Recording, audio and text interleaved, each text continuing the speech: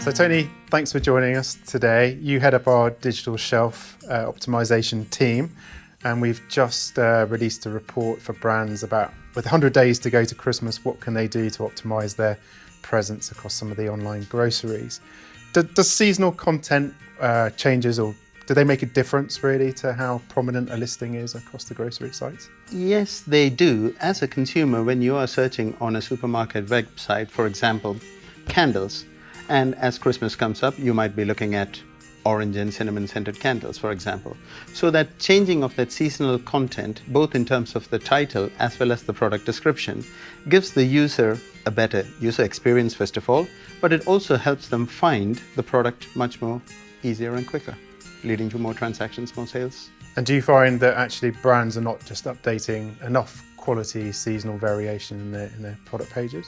Correct. Brands seem to currently see this as a one-off operation where they give it to the supermarket and say, here you go, here's all the content about our product, please upload it, and that's the job done.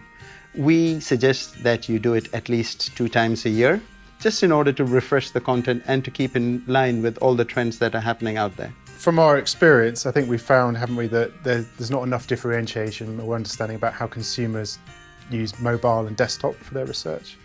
Correct. Initially, we see that consumers use their mobile for research, while most of the time desktop for purchases. However, given the pandemic, a lot of people are spending time at home, so they're more on the desktop, but they're still looking at the mobile to research. And how you present your content on mobile versus how you present on desktop actually makes a big difference. I know there's lots of different, we call them levers, that brands can pull to affect the algorithm and visibility. One of the levers that we talk about a lot with clients is ratings and reviews. Do you want to try and explain why that is really important for brands? Well, let me ask you, as a normal person who's at work, but when you go home, you don't change your behavior. When you're buying a product, you're still looking at the reviews to see how favorable they are. Just because we behave in a certain manner in the office doesn't actually change our personality as to how we shop offline, online for that matter. So we all look for reviews for validation, and reviews are one of the things that brands can control themselves, because you do not need to go to a supermarket and say, can you put this review up? Because these reviews are appearing naturally from the consumers as they buy the product, and based on their experience. If they don't like it, they write a bad review. If they're exceptionally happy, they write a really good review. The middle bit is what you don't capture, because if you are so-so with the product, you don't bother doing either one of these things.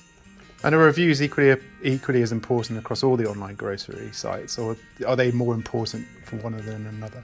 So in order to answer that question, we need to go back to the basics that each of these retailers, the website is driven by an algorithm, and each of these algorithms are controlled by 7 or so levers.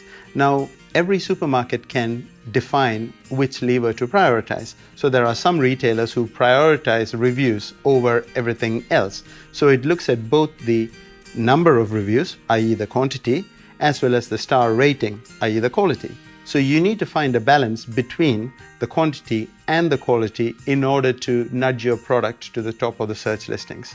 And in our experience, we know that you need to have a minimum of 10 reviews with a 4-star rating to have a decent chance of appearing in the search listings. So why should a brand work with an agency like ourselves to do that? Can they not do this themselves in-house? Of course, they can do that themselves, provided they have the bandwidth. We have a database of around 30,000 shoppers who we have segmented according to the different supermarkets that they shop at. So if tomorrow a brand came to us and said, I need 500 reviews on this one product in Tesco, for example, this is something we could action in 2 months, because we would get them to buy the product, use it, and then write a review about it. Now, of course, a brand can do this, but imagine the amount of time it's going to take them in order to find the person who shops there, get them to write a review, and most importantly, nudge that person to write a review. How many emails do you get after you buy a product where they say, can you please write a review? Can you please write a review? So that's what it is. And of course, we're coming to the Christmas season. It's imperative that brands get themselves ready. Is there still time to actually change their profile settings or make changes to their product pages for this Christmas? There is still time, because one of the factors that brands seem to forget is that changing your product description and title on a supermarket website is not an instant process. You need to go through Brand Bank, which is the CMS system that they use.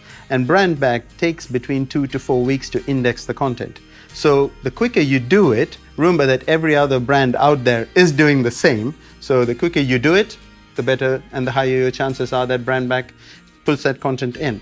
And the big point to remember is that you can fill the content into Brand Bank. The retailers then decide which bits of it they pull out. So for example, Tesco might pull out only the bullet points that you have written, while Sainsbury's might pull out only the first 100 characters of text that you've written. So it differs retailer to retailer, so it's better to input all the details into Brand Bank as soon as possible so that you have a decent chance of winning the digital shelf.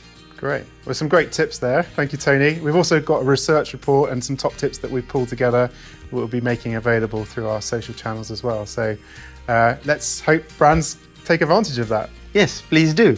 Thank you.